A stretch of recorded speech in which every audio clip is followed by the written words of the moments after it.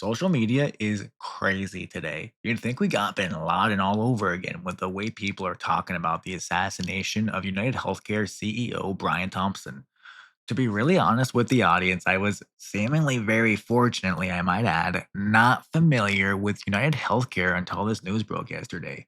I don't think it's a good thing to hurt people, but in the wake of what's pretty clearly a motivated shooting of a Fortune 500 CEO, an event which I really don't have a lot of memory happening in my lifetime. I mean, frankly, it usually happens in a hotel room if you catch my drift.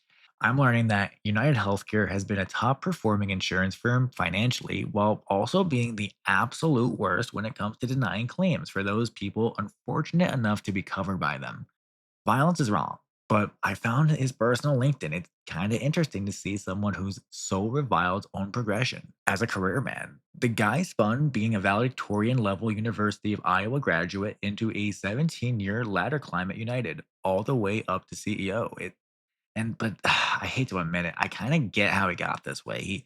He was a bureaucrat accounting type working his way up. He crunched numbers and presented them. Dude never picked the phone up to the customer when he was young, especially.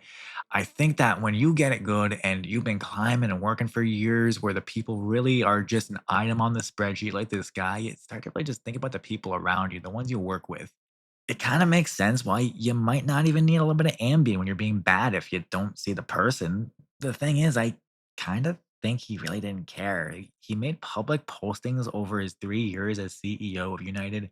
This is his personal LinkedIn profile where he can, in fact, choose to delete comments to better tailor his public image. At this guy's level, he probably had somebody handle a lot of it for him, but it stands. This is the guy's personal LinkedIn, and the way he presented it himself professionally on it looks like a personal LinkedIn. I think he managed this. Something I like to point out is that those latter minded employees actually seemingly made a lot of butt kisser comments about the company. In fact, it seems that some of them think that they're improving health outcomes, but the top comments, and frankly, anyone who doesn't work for the guy seemingly, are most frequently pretty damning. I will remind you, this is a page he could have censored and had to use in life to network with other executives and promote his team. Yet here these comments are here for me to show you years later. I have no idea if this guy actually read the comments. It's just kind of a bummer. And frankly, in my opinion, as a LinkedIn user, a real LinkedIn oddity, if you ask me.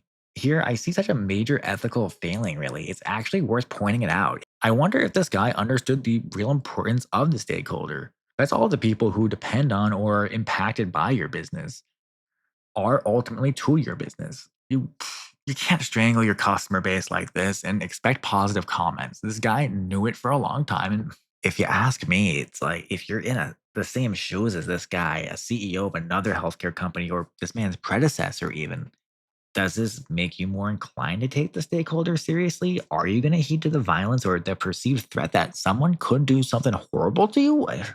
I don't know if that's the right way to organize society, but when some of the things are as bad as they are with this company, I mean, I don't know if I can judge people for making fun of the guy even. It seems to me with how they operate, they might just incur more security expenses and be okay with that.